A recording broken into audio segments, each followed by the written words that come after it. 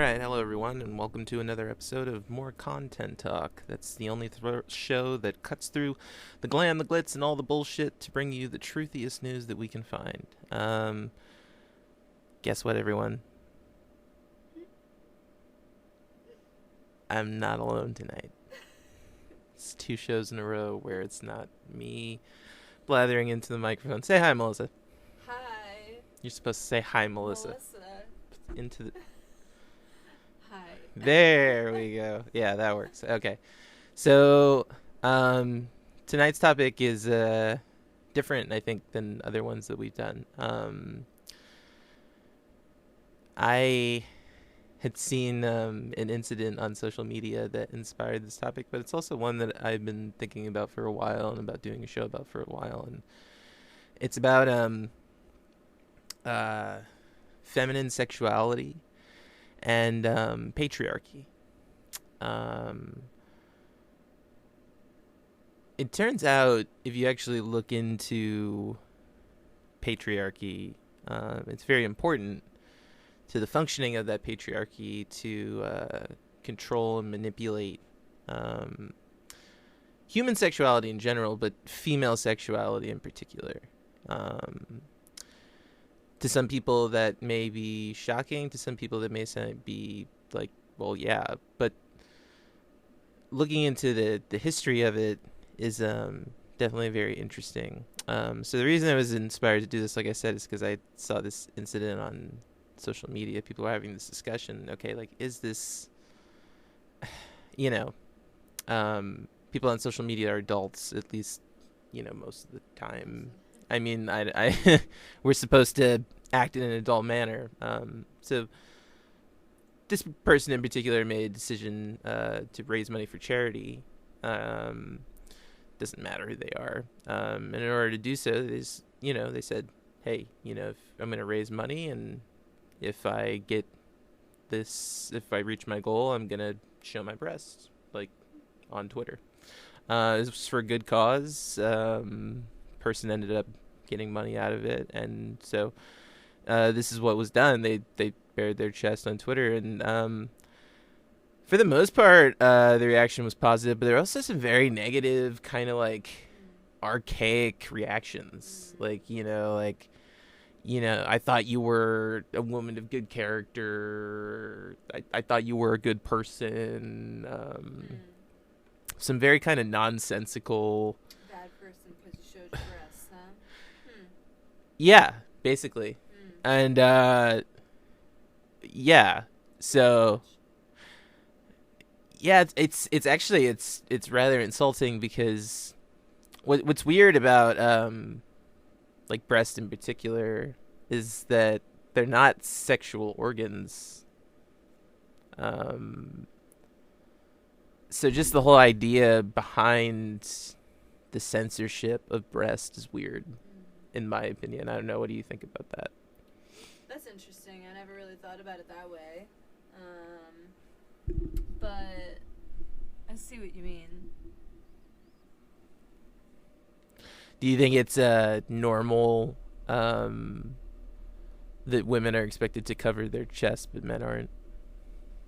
Yeah, I definitely think that is a big double standard. Obviously, the guys can walk around with a shirt off, but women have to be wearing something. And also, when it occurs, it's like this huge event. It's like, they're like a child was born or something. Like, it's not. If the guy takes off his shirt, it's like whatever. Like, guy took off shirt, but whenever there's breasts, all of a sudden, and it's not whenever there's breasts, because sometimes there's nasty like guy breasts that gets bared, and that's okay. That's true. It's kind of like a Never thought about that. Jabba the Hutt situation. And that's fine, and like, I don't care if those guys want to walk around with their shirts on. Like, that's not the issue. But what I'm saying is, like, yeah, it's like a weird like form of breast, but it's still breasts, and like chest are still chest, and I don't know. I never understood the big deal. So like, why do you think that that's such a big deal? It is a really big deal. I really don't know why, because there's a lot of problems around like breastfeeding too. Like that's another thing. Like in public, like if someone sees your breasts or sees someone breastfeeding, a lot of people have problems with that. Yeah, I don't know. And just the feminine form in particular. Just don't. Do you think that there's anything in particular that repels men about it? I mean, what is it about the feminine form that seems to like send men in a tizzy every time they see it? I mean, it's obviously I'm not talking about men in general, but some of these childish men that I kind of saw, and children that I saw online, where they were just so, it was like you were dealing with like some 19th century lord, like like all of a sudden out of nowhere, like they were fine up until that point. They were fine with all the cursing and the talking of sexual nature. That's the other thing, is that there's all kinds of like sexual nature all over the place in film and media that these people are watching, and then all of a sudden, if you're not Cameron Diaz and it's not high art, then all of a sudden it's a problem. But if you watch some of these movies that these people are watching, I mean, you see way more sometimes. So like that's the thing, is it really is a double standard, because the media is very sexualized and they don't get critiqued anywhere near as often as the average person on social media. So what do you think about that? Not sure. Oh, okay. Well, I'm just going to go ahead and read this article that I had found that I think kind of delves into the history of the sexual oppression of the feminine form in the United States of America. So this is actually not the full article, but it's an extract, and you can find it on muse.jhu.edu. And the name of the piece that was written is Regulating Passion, Sexuality and Patriarchal Rule in Massachusetts, 1700 through 1830, by Kelly A. Ryan. All the credit goes to Kelly A. Ryan. All right. And I quote, "The American Revolution is the hinge on which Ryan's analysis of sexuality and patriarchy swings.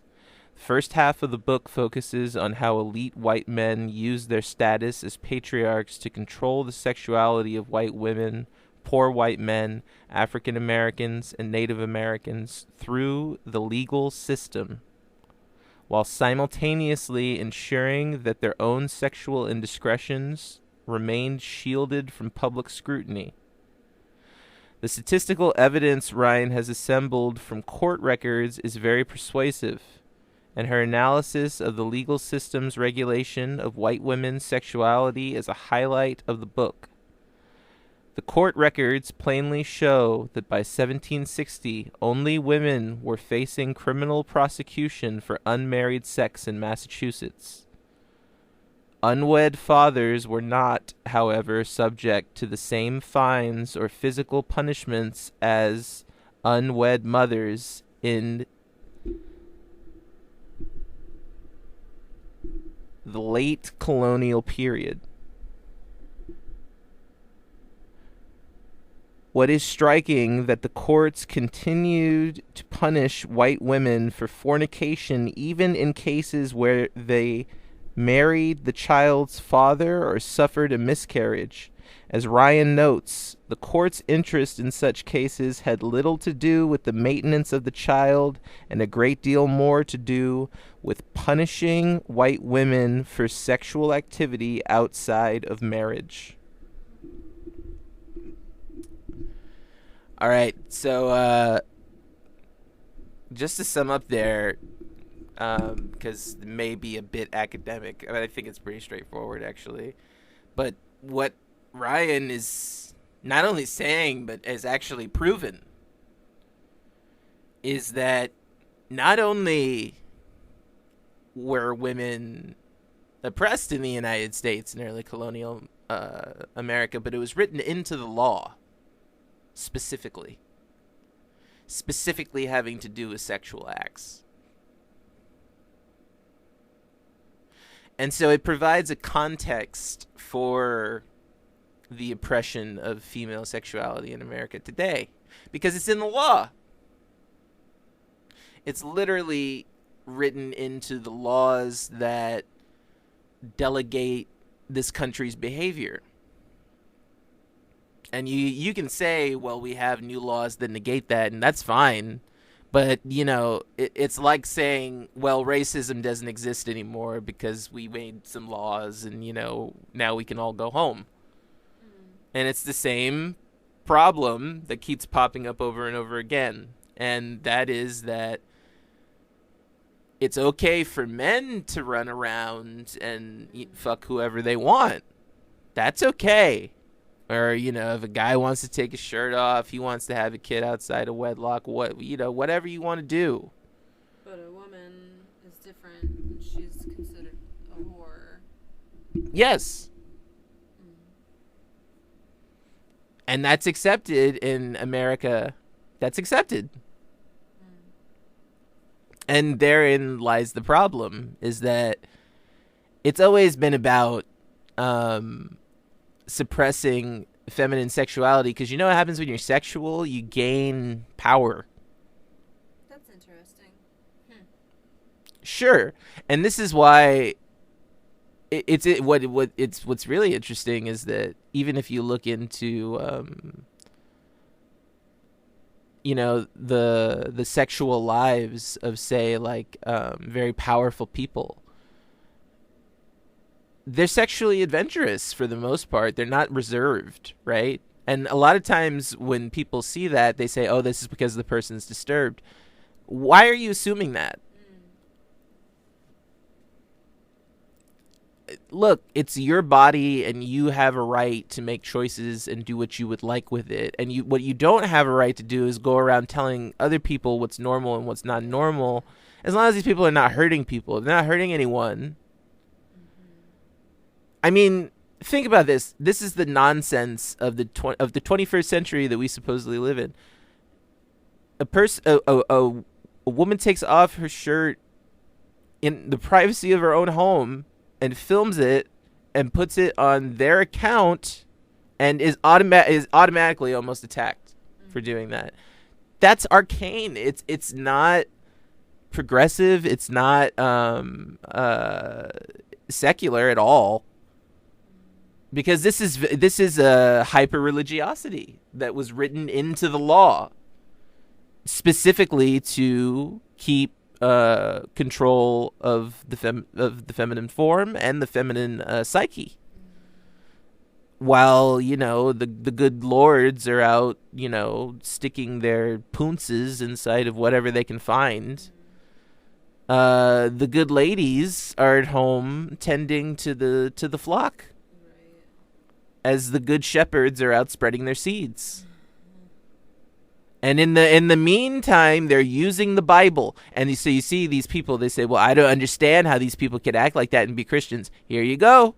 This is the history. This is actually written history. This is how people like Thomas Jefferson and these people behaved. So it wasn't as enlightened as you think, and it wasn't as reasonable and as rational as you think. There were exceptions to the reason and the rationality that were going on. And this is what gets carried over into the modern day today. What are your thoughts on that?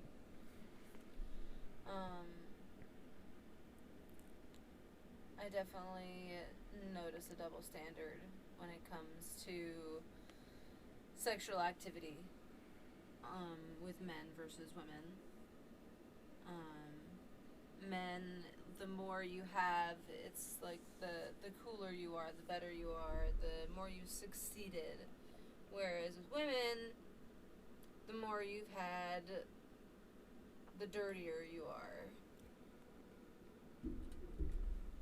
Yeah, I think that's very much it. I think that, you know, when you're looking at the early stages of American psychiatry. You're seeing a lot of weird, kind of quasi-sexual torture going on with women, whether it was applying ridiculously high levels of electroshock therapy to treat mental illness, even though, it's really only very low levels of ECT that are required. But I didn't realize it at the time. I didn't care, and they were just experimenting. Things varied, but the point is that, again, as the, and also, women were getting put on these sedatives and things like that. Again, like, it was a kind of carelessness. It was a kind of like, shut the hell up and grin and bear it type of thing. Calm down. That's another one that's really popular. Like to calm down. That women are hysterical. That Yeah. like we overreact or whatever. Yeah, in fact, the term hysteric was used in early psychiatry. And so, like, this term, you're being hysterical was almost like an insult. It's not a real disorder of any kind. It was almost this kind of throwaway, like, oh, she's being hysterical, send her to the clinic, she'll shut the hell up. And sometimes they would just leave these women there. There were sometimes women of prominence who came from wealthy families who, if you had epilepsy or, you were dyslexic and if you were a woman, because it already from the beginning, if you were a guy, it was already kind of like, well, maybe you'll get through society, maybe you won't. But if you were a woman, you were screwed. You basically just got left there to rot if you didn't have a more liberal family, and most women didn't. And even some of the more liberal families, they even have incidents where, well, we don't want this particular relative being out in the public, so just leave them in the insane asylum. And a lot of times, again, it would be females. So what do you think of that? What do you think? If you really look at the history, you just see this oppression popping up over and over again. I mean, there's even hysteria associated with menstruation, Yeah? Yeah. I mean, we can get into that and talk about, the biblical stuff and other religions and make you feel ashamed for your body's functions. Yeah. Plus the fact that there's really no negative side effect to exploring your sexuality during menstruation. It's not unhealthy in any way. It's messy. But I mean, as long as you put a towel down, it's really fine. There's nothing dirty about menstruation. It's a normal thing that goes on. I don't understand this adverse reaction to anything female, and the only way that I can rationalize it in my mind and say, okay, what is this? What it is it's not rational at all. It's just an adverse reaction and a form of control. You're seeing a thing you don't like, it's expressing itself, and so you want it to shut up and do what you want to do. And so you make all these laws so that you can then control it through the court system. Do you have anything else you wanted to add? All right, then I'll just continue with this article. So, quote, even more telling is that magistrates did not prosecute Native American women and enslave women for fornication with the same regularity as they did white women. Now, why do you think that is? I have the answer right here, but what do you think the rationale behind that was? That's interesting. I don't know. Maybe white women are supposed to be more proper, so it's expected that you're just supposed to be more ladylike instead of like a wild animal or a savage or whatever. If that's what it was, they wouldn't have made the law. So no, but that's what they'll tell you. they'll say that in order to build white women up and make them think, oh, you're a go-getter, you're ahead of the savages. So yes, this is what they tell people in Christianity, the lie that they tell their wives. Well, you've been chosen by Jesus, you're white and therefore you're better. But look at the reality. What do? They always cheat on their wives, they beat their wives, they go around behind their backs, they lie to them, they don't like them. If you actually you look into their life, they ignore them. Name calling, abuse is very rampant, domestic abuse is very rampant in the United States, and a lot of it is coming from Christian households. That's just the reality. There's no way around it. If you just look at how many people are Christian in the United States of America, you'll see that a large number of domestic abuse violence comes from religious households, because most people in the United States are fucking religious. So it's basic math. And it does say it's okay. Of course it does. And that's the thing, is that if you're going to be this weird theocracy, you can't regulate shit like that.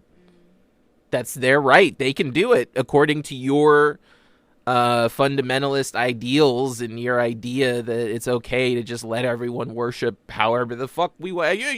Like, it's cool if you want to be the beat your wife weird, stupid asshole culture. Well, this is America. So, and that's the kind of dumb, stupid philosophy that a lot of these Trump supporters have. They want their cake and they want to eat it too.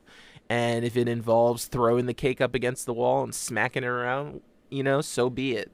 And this is really just these laws and all this stupid, be proper, don't take your clothes off, do what I tell you to do, listen to me, I'm smarter than you, don't talk out of turn. It's all the same bullshit. Let me control you and the things you do mentality. That's really all it is. This is anything else you want to add before I continue? No, go ahead. All right. So to continue,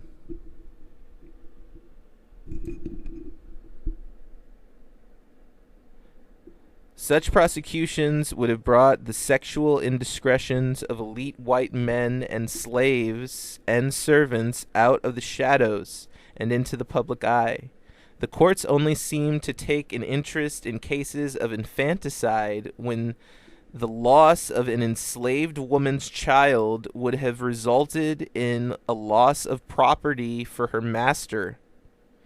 Enslaved men were similarly not prosecuted for interracial liaisons with white women, because compelling an enslaved man to support a child would have given enslaved men a right to patriarchy that undermined the slave system. Isn't that interesting? So what you're seeing in history more and more, if you actually look into it, is that you've been told a lot of fucking bullshit. You've been told that things like child support, that's a thing. Oh no, we have to fear child support. Why? That's not true. When you support a child, you have autonomy. You have property. That's what it is. And I know it's weird for you to think of your child as property, but that's what they are. That's what's considered under the law. So what you just heard is not what you see in the Steven Spielberg movies, where there's always or whatever dumb slave movie where there's always, this white lady who's lusting after some black guy and then it's a big deal. It wasn't a big deal. They didn't prosecute it. They didn't care. They don't care about their wives. They don't care if they go and have sex with men. It's not about that. And oftentimes they know. Sometimes they're even into it. This shit gets really weird. It's not as simple as a lot of people make it. So why don't they're not reporting the illicit acts of anyone but white women in terms of sex. Wow. They're not opposing, they're not bringing black men into prison for having sex with white women. They're not bringing Native American men into court. They're not doing any of that. It's solely about keeping the woman in a state that is submissive, and the white woman in particular, which is Wow. fascinating, because it's about her finances, and it's about her social status. In terms of the black woman and the Native American, they were always seen as lusty and white man's property. And theirs alone, not for white women. They weren't allowed to be lesbian. Like, for example, you can get into lesbianism and see how that's demonized. Why is lesbianism demonized, though? That's something that we don't talk about very much. It's not that it's in the Bible, but why is it in the Bible? And what is the real reason behind defining women as property? It's about conquest. It's about patriarchy. Control. Of course. If you control the women of a population, then you control the population.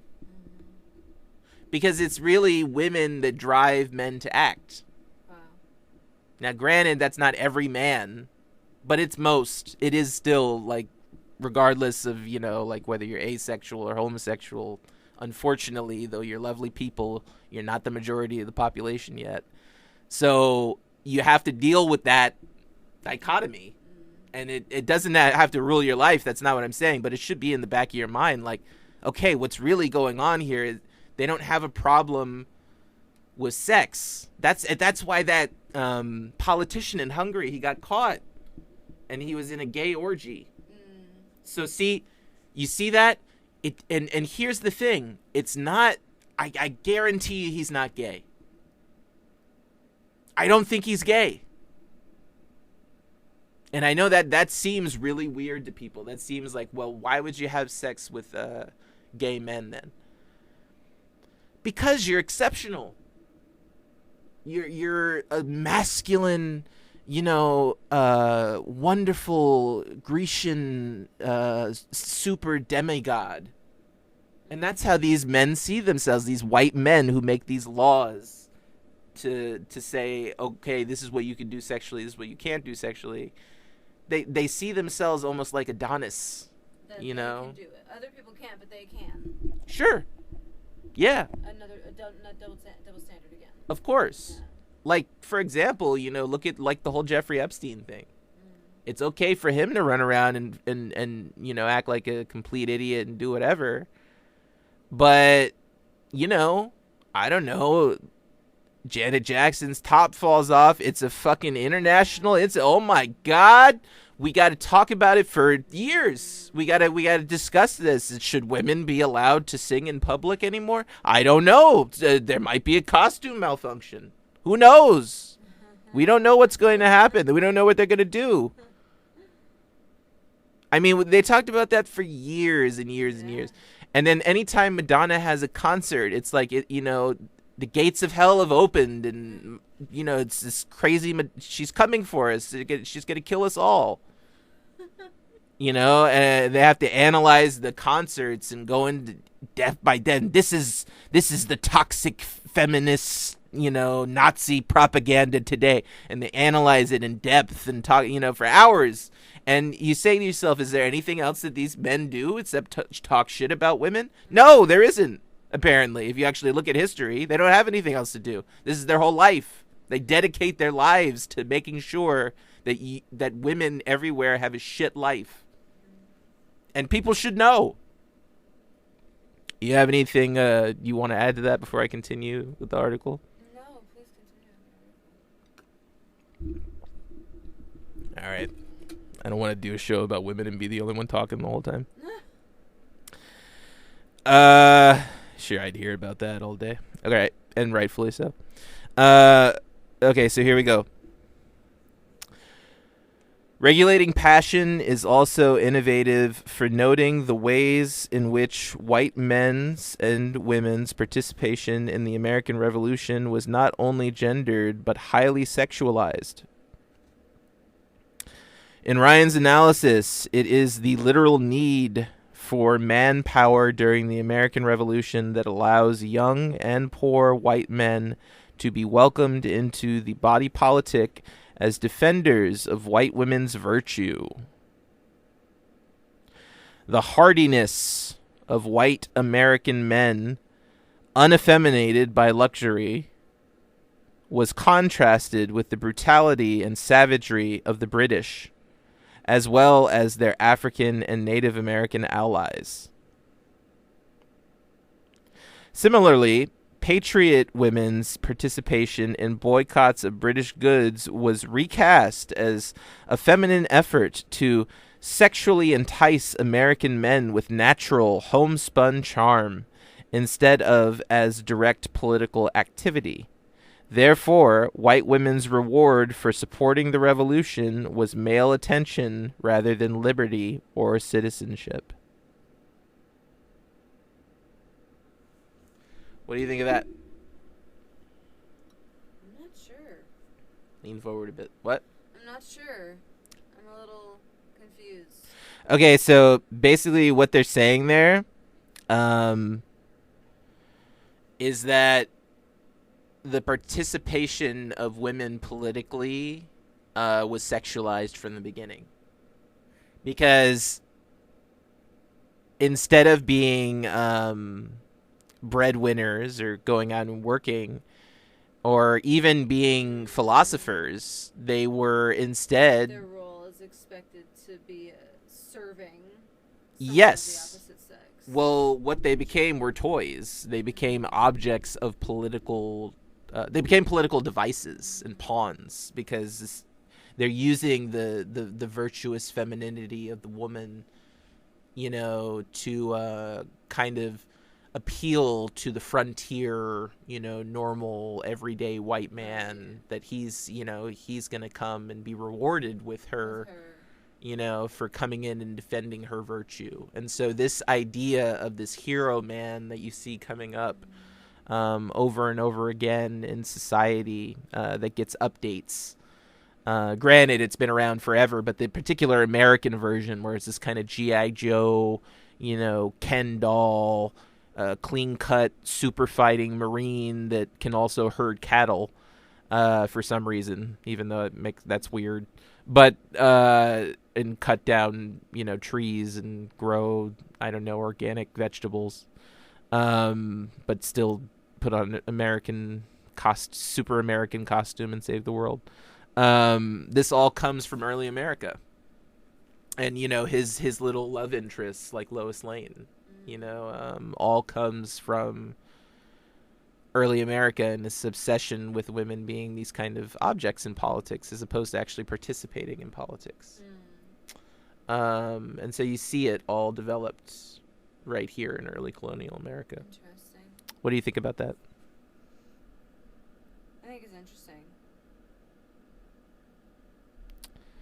Do you think that that influences our society today?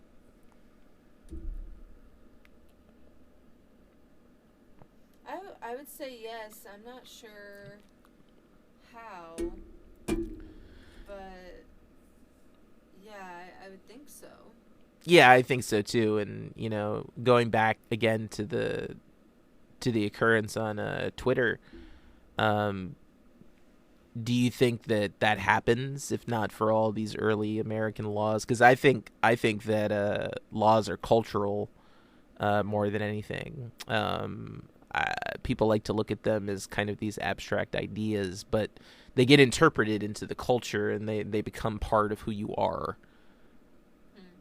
So my point here is that the people who choose to identify heavily, especially on the right, with patriotism, where there's no secularism, you're always going to have this kind of oppression of women where you're not allowed to be sexual because it goes against the everyman story. It goes against the submissive woman who's rescued and then later sexualized by her husband because it's his property.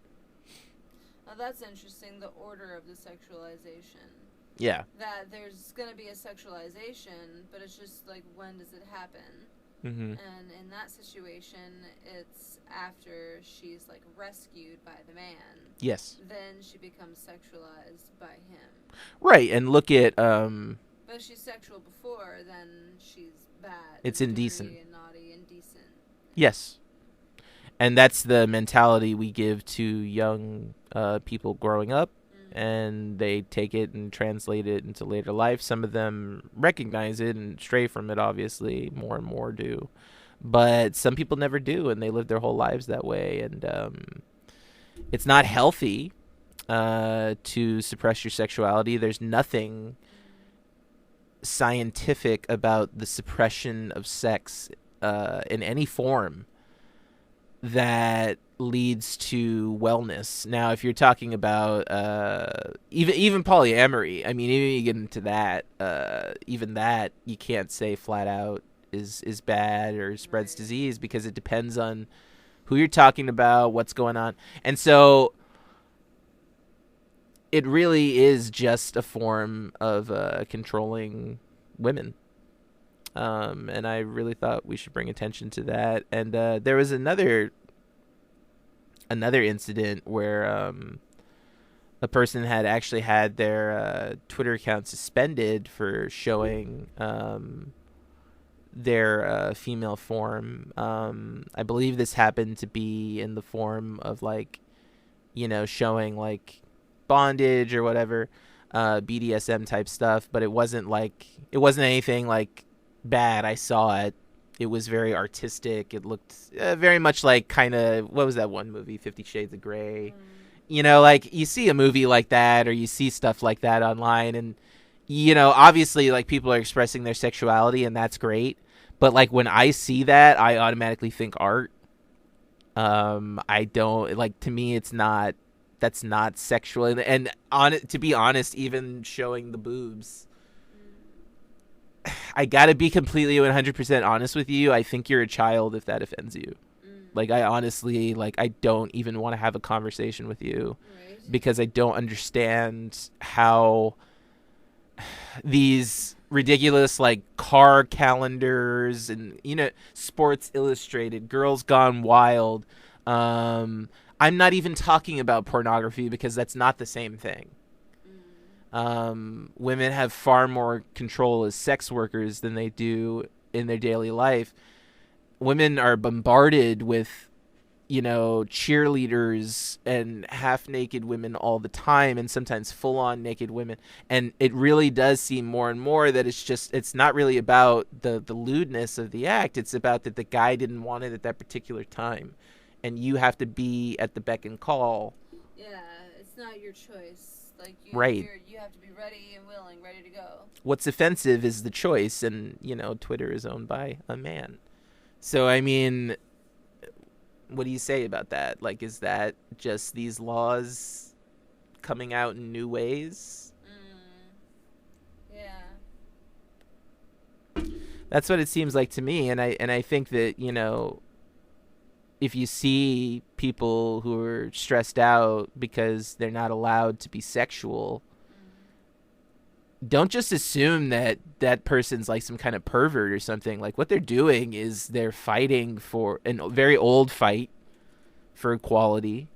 And if you control your sexuality, if you know who you are, and knowing who you are is controlling your sexuality and being able to use your sexuality in the way that you want to use it, that boosts your confidence, there's nothing harmful about that. And, we here at More Content Please support you. And I really wanted to make a show about that, because I think it's a little ridiculous. I think if you're a man and you're bothered by the feminine form, you need to close your eyes and bury your head in the sand, because there's going to be a lot of women in politics, and, who knows how those women are going to dress. It's completely up to them. It's completely up to female entertainers, female chefs, whatever it may be. You're allowed to dress how you want within the parameters of whatever safety standards or whatever. And we as men need to get over it, and, let it be. And also, don't be such a goddamn downer while I'm trying to have fun on the internet, for fuck's sake. What is wrong with you? Jesus fucking Christ. A guy tries to get a little, I'm sorry, but I mean, hell, like some people are trying to have fun. There's nothing wrong with pictures, for fuck's sake. Do you think that like people in the old days sat around like, oh no, that cave painting's too lewd? It's a picture. It's like you called a prostitute or something for fuck. You got the police coming. Oh no, no one did anything. No one's a prostitute. It's a picture. And even if it was a prostitute, who fucking cares? What business of it is yours? Why are you regulating the sexuality of women? Guess what? If women want to do sex work, who cares? If women want to show their bodies for charity, who cares? If you don't like it, turn the fucking computer off and leave people who are fun the fuck alone. The reason that people are leaving your fucking churches and your fucking institutions and all this shit in droves and not listening to scientific data and anything is because you're all too fucking boring. Bravo, yes.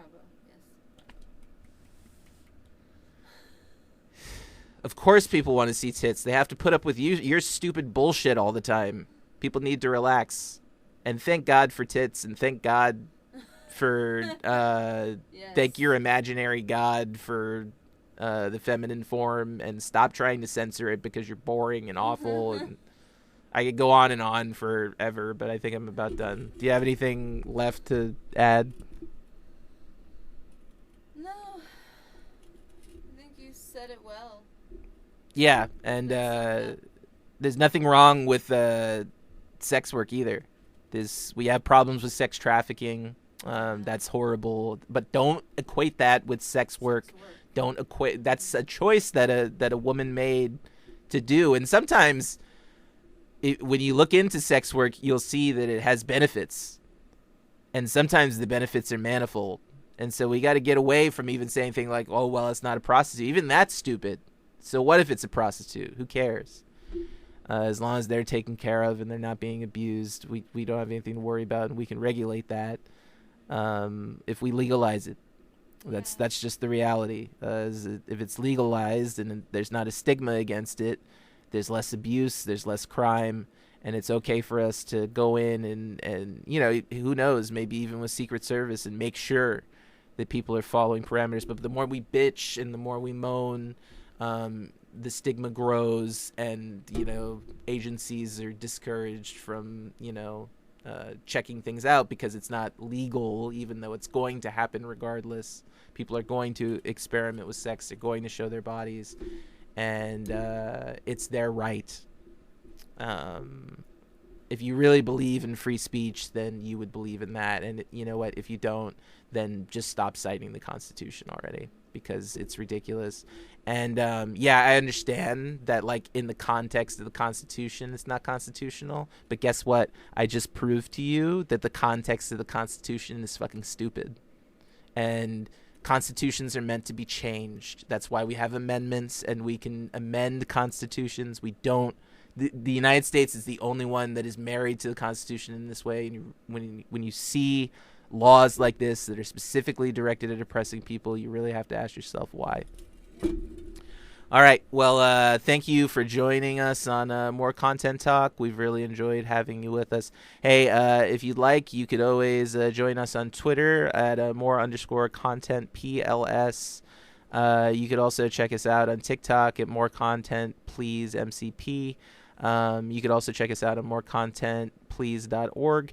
If you'd like to, you could sponsor us, but just listening to the show helps us out. Really, we appreciate every single listen we get. We've noticed the little surge we've had recently. Thank you so much for listening. Was not expecting that, and that's why we decided to do some more shows here, because you guys are listening. You people are listening. Thank you so much. There are people out there. Yeah, and we're really glad to talk to you all. All of you, whatever your pronouns are, he, she, they, them, we appreciate you, and we appreciate all the clicks we get on our sites. So thank you, and have a wonderful night. Good night. Happy New Year. Good night. Happy New Year. Hey, only a few more days until Orange Turd has dried up completely. Poof, gone. Bye, everyone.